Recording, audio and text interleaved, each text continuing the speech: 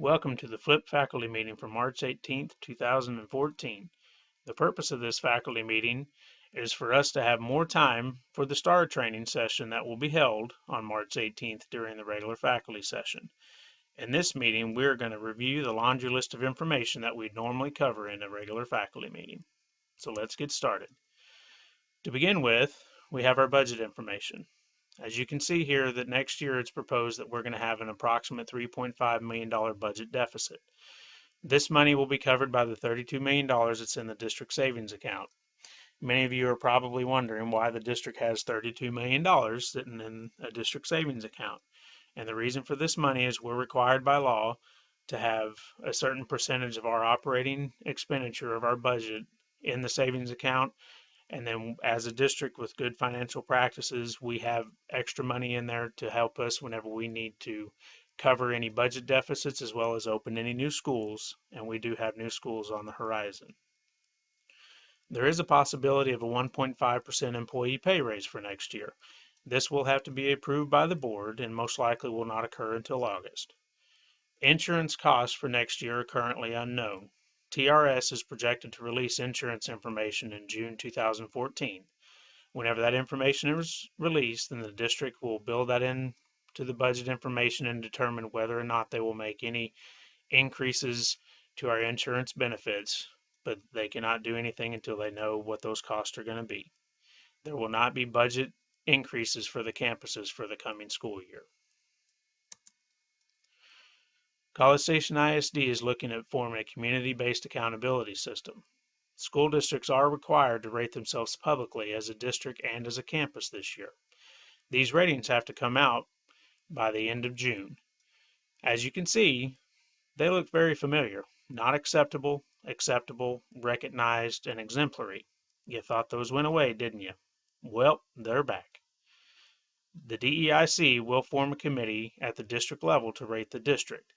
Campuses will most likely have their own committees, and as I receive information specific to Oakwood, I will contact the campus and ask for people to serve on this committee. We will need to rate ourselves in the area of fine arts, wellness and PE, community and parent involvement, 21st century workforce development, second language acquisition, digital learning environment, dropout prevention, and GT programs. The CSISD iPadathon is coming quick. This year it'll be held August 5th and August 6th. It was moved to the end of the summer to allow more staff to be able to attend the sessions. It will be held at College Station High School this year, and it does cover 2 days. All staff will have an opportunity to register to attend the events. If you are interested in presenting at iPadathon, please send Shannon Long an email telling her that you're interested, as well as tell her what you would like to present at iPadathon. Literacy Palooza is going to be held August 6th and 7th, and it will also be held at CSHS. Amy Anderson and Shannon Long are working together so that they can share the facility equally on the days of overlap, as well as to allow attendees to attend both events. Both of these events are eligible for comp day hours. You've probably heard the rumors, and the rumors are true. All the iPads that the district owns will have to be updated this summer. I'm sorry. Except for SPED, everyone will have to turn in their iPad as a part of their teacher checkout procedure. We will let you know more of the specifics of this procedure later in the year, but just for now, know that all your information could be lost if they have to wipe the iPads. I requested from Shannon Long to give us a how-to on how to back up information from your notes section as well as anything else that's on your iPad. But just be aware, if you have a district level iPad, there's a chance that data could be wiped whenever they do their updates on the iPads this summer. You may want to start now and working on backing up your data. As soon as Shannon releases to me a how-to video, I'll pass that information along to you. College Station ISD is looking at their discretionary DAEP for us, which is our LEAP placements. We have to look at all students that are placed in our DAEP program, which is our alternative education program. Specifically, we are looking at African American student placements.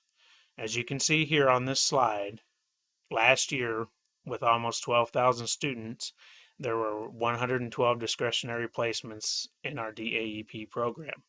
That's less than 1% of our total students placed in DAEP, which is not a bad statistic. But whenever you break down that statistic and you see that 67 of the 112 were African American students, which means 59% of the placements were African American as a district, that raises a red flag on our accountability standards. I'm not sure yet of the committee members, but if district asks for campus representatives, I'll pass that information along. I just want everyone to remain aware that we have to constantly look at all of our placements. Discretionary placements are placements that are left up to the campus administration. These are not placements that are required by law. There are very few placements that are required by law. Discretionary placements occur in the most commonly on each campus. The occasional driver forms. It was discussed at our success team meeting before spring break that district employees are not covered whenever they drive students in their personal vehicles. The occasional driver form only covers whenever an employee is driving a district vehicle. If you take a student in your personal vehicle, you are taking a risk. If you are in an accident, the district will not cover you in the event of any accident that could occur while in your vehicle. So, of course, the questions were asked, what are we supposed to do? It was suggested that we call the parents to pick up the student. If the parent is not available to come and pick up the student, then we're to call transportation to see if they are available to send someone to pick up the student. If they're not available, then we're to call College Station Police Department, and we can reference an abandoned child if the parent is refusing to come and pick up their child. This is something that none of us want to have to deal with, but it's something that you have to seriously consider whenever you take a child into your vehicle. You are taking a risk into your hands in the event of an accident. We are still waiting for our security audit to occur here at Oakwood, so please be sure to keep your doors propped and locked. Please stop any visitor not wearing an ID badge, and please report any suspicious activity to the front office as soon as possible. Substitute concerns. If you have a substitute concern and you feel like you need to block a sub, you need to contact me as soon as possible. Okay, this is not something that can be blocked without any due process for the substitute teacher. So contact me and I'll walk you through the steps of what we need to do. Absences. If you're planning on having a personal leave, you need to contact myself or Mr. Ramirez whenever you're going to be out. Personal leave paperwork needs to be completed 3 days or more in advance. Enter your absence into ASOP as soon as possible. The reason for this is once the absence is put into ASOP, it can be picked up by a sub. Once I approve the absence, then Adrian will go into ASOP and mark it as an approved absence. But it needs to be in ASOP in order for her to do that. And if people wait until the day or two before they're going to be out, there's an increased chance the job will not be picked up. If you are having an illness absence, you need to call or text myself or Mr. Ramirez as soon as possible and enter the absence into ASOP as soon as possible so that Regina can get a sub to cover for that absence. As you know, STAR testing is coming up. We have our first round on April 1st and 2nd, and then we have the 3 days consecutive, April 22nd through the 24th. On the faculty meeting on the 18th, there'll be training sessions led by Ms. Haferkamp and Mr. Ramirez in the library at 410. So please do not be late, and please do not miss this meeting. We have 11 weeks to go before the end of the school. I need everyone to be visible in the hallways. This is before school at your duty stations, during every passing period, and after school. You need to monitor your bus rooms and your duty stations. If something happens and there is an adult that is not on their duty station, we will have to answer for why the adult was not where they're supposed to be. If for some reason you are not able to be at your duty station, you need to have that station covered. If you're unable to get this station covered, you need to contact Mann or Ramirez as soon as possible.